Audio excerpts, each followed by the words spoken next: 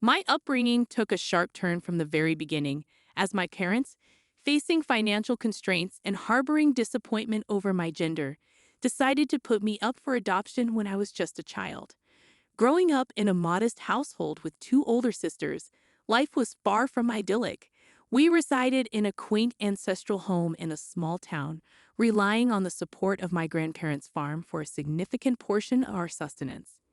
My father, a truck driver, was often away, returning home every few days, while my mother worked as a waitress. Being the unplanned third child, I discovered the unwelcome circumstances of my arrival as I matured. My parents had initially contemplated getting rid of me, but medical concerns dissuaded them. Moreover, my mother's desire for another daughter led to disappointment when I, a boy, arrived.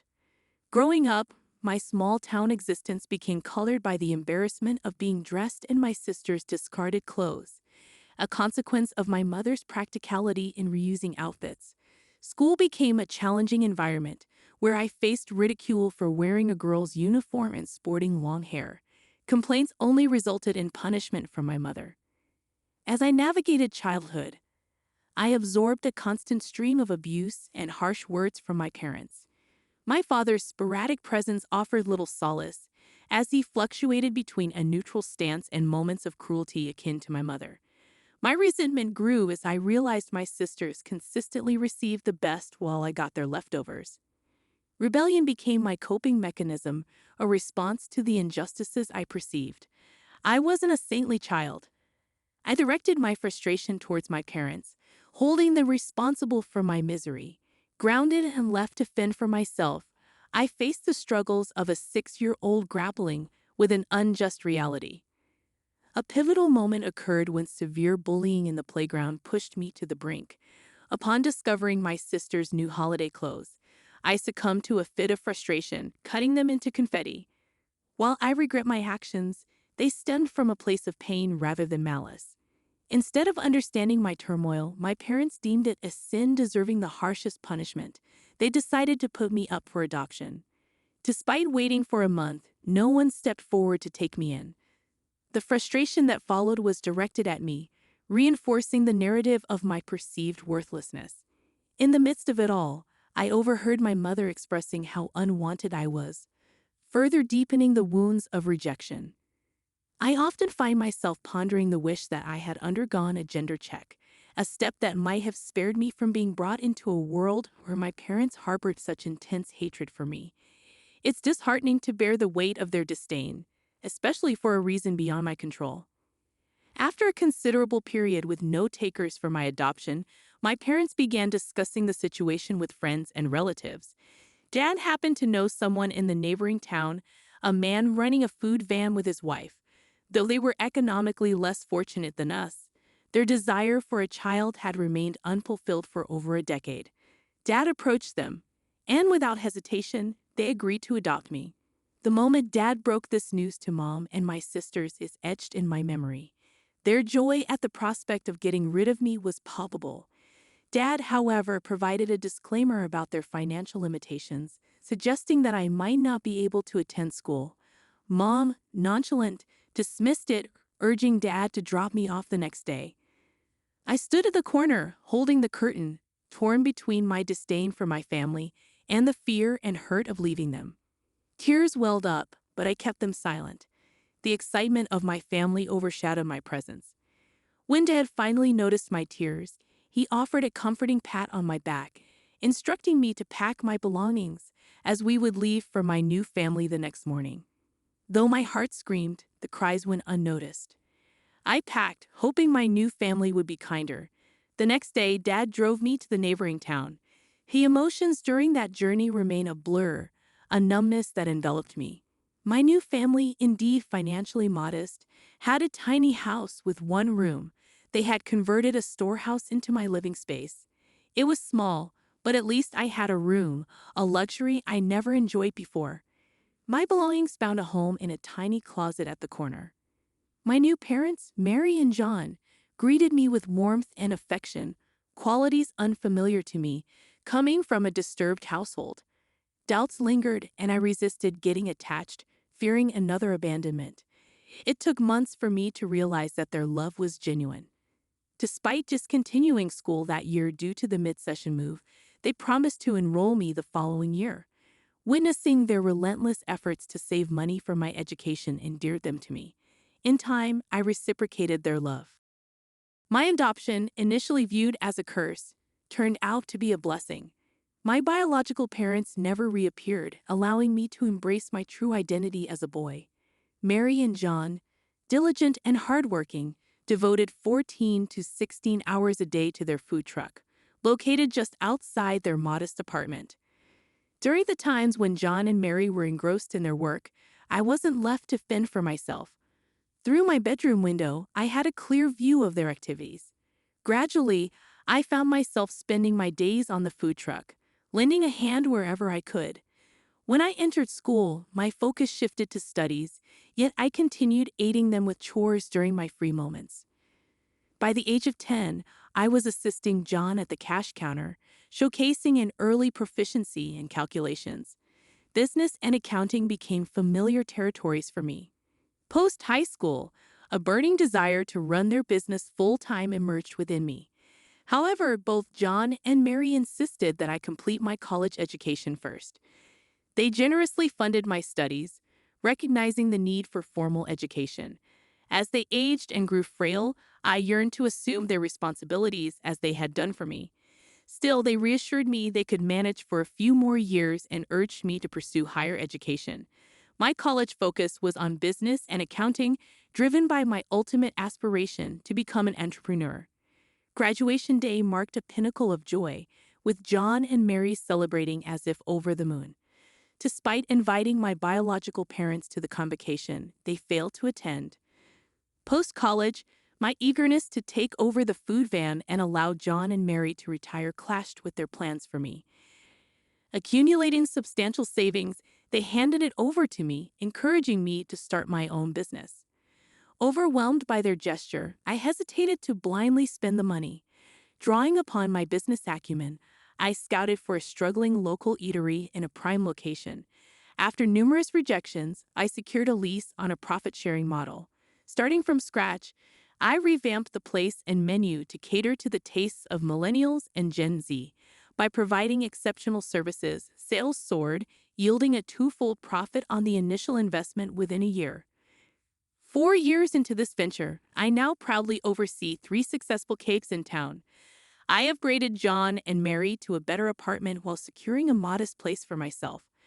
Despite urging them to retire the food truck for their happiness, they insisted on continuing. Leaving their house with a suitcase, I never envisioned myself as a college graduate. Yet here I am, running flourishing restaurant chains in town. Fast forward to last month, a routine day at work turned extraordinary when I spotted a familiar face at the cash counter of one of my restaurants. It felt like encountering a ghost. My biological father, absent for almost 2 decades. Despite the presence of customers, I said nothing, leading him to a quiet corner. His appearance stirred up the haunting memories of my tumultuous childhood. The detailed account of my past wouldn't have unfolded if my biological parents hadn't reappeared in my life. He expressed immense happiness and pride in witnessing my success, leaving me speechless and numb. According to him, he had met John, who shared the news of my prosperous venture while passing by. He mentioned plans to bring my mom over for the weekend. Uncertain of how to respond, I remained silent, and he departed shortly after. Later that day, I approached John, expressing my reluctance to meet my biological parents, who had disowned me for being a boy. I harbored memories of a distressing childhood and contemplated running away for the weekend. Mary insisted on forgiveness and moving forward, urging me to meet them. Reluctantly, I agreed, setting the condition that Mary and John be present during the encounter. On the arranged weekend, my biological parents arrived at John's house. Instead of an apology, they displayed no remorse, focusing on counting the favors they believed they had bestowed upon me. My mother asserted that I should be thankful for finding good parents in John and Mary, who had raised me to be successful. Despite my inner turmoil, Mary's reassuring hand gesture prompted me to diplomatically express gratitude for having them as my parents. The meeting felt awkward, leaving me unsettled. The next day, a call from my mother, whose voice I hadn't recognized in 2 decades, unveiled a demand for money. She explained their financial struggles, detailing Dad's job loss and her own challenges in securing employment as a 50-year-old waitress. Facing mounting pressure from friends to repay borrowed money, she sought $20,000 to cover essential expenses. Though I promised to consider it, doubts lingered about their sincerity. Despite my reservations and conflicted feelings, I eventually discussed the situation with Mary and John. While Mary expressed happiness at my willingness to help, she advised caution. John, sharing my concerns, feared potential emotional exploitation. After much contemplation, I decided to take a gamble and transfer the money to her account, hoping to assist my family in need. Contrary to my initial sense of accomplishment, a week later, my mother called again, leaving me with mixed feelings about their intentions and the financial help I provided. She expressed her gratitude for the assistance and then mentioned that my sisters were eager to meet me. In that moment, I sensed a genuine desire from my family to reconnect. Despite the wrongs my parents had committed during my childhood, I harbored no ill feelings towards my sisters. As a small child, I may have done some mischievous things, but as I grew up, I never held them responsible. I even entertained the thought that my parents might have let me go due to financial struggles rather than malice. When Mom suggested meeting on the upcoming Sunday and I offered to drive home, she proposed an alternative, meeting somewhere outside. I agreed without dwelling too much on it. After the call, a sense of uneasiness lingered. Why didn't she want me to visit home? Meeting family after so many years? Wouldn't it be more natural to call them home instead of opting for a restaurant? Nevertheless, she sent me the details of the restaurant, and it turned out to be one of the fanciest in town. At that moment, my focus was on the fact that they didn't invite me home. I joined them at the restaurant, and the reunion with my sisters brought a momentary sense of happiness. However, when the menu arrived, they began ordering the priciest items, seeking the most expensive dishes. When my father remarked, "Order the most expensive one," my son is a big man now, it felt mean-spirited and wicked. As they indulged in the lavish feast, I found myself footing the bill, a situation that left me contemplating wild thoughts like ghosting them before settling it. However, that seemed too severe. I resolved not to fall into their emotional trap again, sitting coldly through the rest of the evening. They didn't seem to notice my detachment. As they left, there was no invitation to visit home. Instead, my elder sister inquired about the next dining destination. I faked a smile, bid them goodbye, and returned home to share my experience with Mary. Mary, a kind and independent woman, found their behavior disturbing. She advised me not to be a fool, not to dwell on them, and to focus on my own life. I heeded her counsel, not responding to my sisters or mother when they called. After 2 months of silence, it appeared they got the hint that I didn't want them in my life. In the subsequent update, I acknowledged the support and shared my decision to stop responding to my sisters and biological parents, realizing they seemed interested only in money. However, after 5 months, my mother called again, attempting small talk that felt fake and insincere. When she eventually disclosed that my sisters had to drop out of college due to financial struggles and asked me to fund their education, I couldn't contain my frustration. Despite her plea for help, I remained firm in my decision to distance myself from their intentions. I was at work during that call and wanted to keep a clear head, so I decided to hang up. However, she persisted, calling again in the evening. Initially ignoring her calls, I realized that avoidance wasn't the solution. The next time she called, I answered. She immediately delved into discussing my sister's eagerness to rejoin college and inquired about my payment plan, whether in a lump sum or semester-wise. She suggested transferring the entire amount to her, and she would handle the tuition before each semester. I interrupted her, expressing my reluctance to make any payments. To her surprise, I firmly stated that I had no intention of contributing. She inquired about the refusal, suggesting installment payments, but I reiterated my stance. emphasizing that my elder sister's education wasn't my responsibility, particularly given my parents' abandonment. I pointed out the opportunistic nature of their sudden interest in me due to my financial standing. This incited her anger, and she retorted that I owed them for bringing me into the world, asserting my duty to care for them. Although I had much to say, my words fell on deaf, narcissistic ears.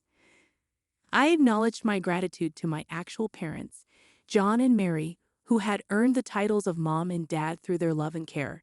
In contrast, my biological parents had no place in my life. They had discarded me at the age of 6. As she hurled abuses, I simply responded with the wrong number and hung up. Regardless of how I may be labeled, I refused to squander my hard-earned money on a so-called family that had abandoned me. Addressing a comment from the previous updates about calling John and Mary by their names instead of mom and dad, I clarified that I indeed refer to them as mom and dad. The usage of names in the narrative was for the sake of storytelling. John and Mary, my true parents, held a special place in my heart. As for my biological parents, they didn't exist for me. Moving on to the next story, I discovered my wife's infidelity with someone she met at a convention. We had shared a love for all things nerdy, bonded over gaming, anime, and conventions. However, despite our seemingly strong connection, I unearthed her betrayal and took decisive action. 5 years into our marriage, the foundation we had built on mutual interests and passion seemed solid. We both reveled in nerdy activities, from gaming to discussing the latest chapters of manga like Legend of Zelda and One Piece. Our love for each other grew rapidly, leading to a fast-tracked marriage. Our wedding, brimming with nerdy charm, celebrated our shared interests. Due to work constraints and financial considerations, attending conventions had become a rare occurrence for us. Wanting to make our 5-year anniversary special, I decided to surprise her with tickets to a renowned Comic-Con. It was a dream event for many enthusiasts, and her joy upon receiving the surprise was palpable. However, this seemingly idyllic scenario took an unexpected turn. I always struggled to gauge women's interest, often realizing it only in hindsight. This pattern persisted even with my wife, as it took 3 extensive conversations on Discord for me to grasp her feelings and desire to know me better. When we attended a convention together, things seemed enjoyable. A woman dressed as slave Princess Leia complimented my stormtrooper costume, which I hastily put together. Unaware of her advances, my wife, noticing the attention, expressed her frustration at my obliviousness. As the convention unfolded, we joined a meetup where a guy, dressed as Han Solo, engaged in conversation with my wife, also portraying Princess Leia. Their interaction intensified, causing me to step in and mention my role as the husband. Although he acknowledged me politely, he avoided eye contact. Confronting my wife later, she insisted there was nothing amiss, attributing his friendliness to a shared interest in Star Wars. Believing her, I brushed off the incident. The next day, my wife fell ill, prompting me to leave and return later with a gift. However, she grew distant, responding minimally to messages. Concerned, I approached our room, hearing unsettling sounds upon arrival. Dismissing it as my wife's activities, I entered to find her seemingly guilty. Confronting her revealed nothing, and I chose to overlook the incident. The convention ended, but our relationship strained. She worked longer hours, became distant, and avoided spending time together.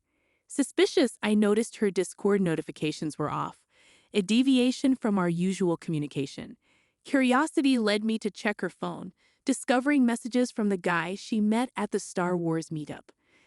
The exchange involved flirtatious messages, photo sharing, and even discussions about role-playing. Suppressing my anger, I pretended ignorance when she inquired about my well-being.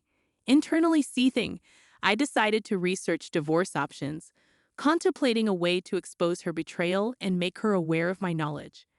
I informed her about an upcoming convention, explaining that I couldn't attend but she was welcome to go. Despite the excitement in her eyes, the realization hit me: my partner, the person I wanted to spend my life with, had discarded me. It was a devastating blow, but I concealed my emotions. On the day of the convention, I executed my plan after researching the guy she had been closely working with. Wearing a mask to conceal my identity, I located them right in front of her favorite voice actors. Observing them closely, I watched as they got in line. When they approached the voice actors, she pulled the man closer, sharing a kiss. That's when I intervened, removing the mask and confronting her. She questioned my actions, and I accused her of cheating with him, presenting the Discord messages as evidence. The onlookers were shocked by the public confrontation, but I refused to let it go. I publicly declared her as a cheater, exposing her affair with the guy she had met at a convention. The celebrity present decided to take a break and left the scene, leaving my wife in tears, pleading for understanding. However, I remained resolute, citing her lies about going alone and uncovering her secret meetings and late nights at the office. Seeking solace in my decision, I refused to listen to her explanations. Upon returning home, I gathered my belongings, stayed at a hotel, and initiated contact with an attorney for divorce proceedings. Despite her attempts to convince me to embrace an open relationship, I remained steadfast in wanting only her. My actions gained attention on social media as someone recorded and shared the embarrassing confrontation. Proceeding with the divorce, I obtained the house and belongings, eventually selling them to escape the painful memories. Uninterested in her fate, the nerd community widely discussed the incident, creating a significant buzz on platforms like Twitter.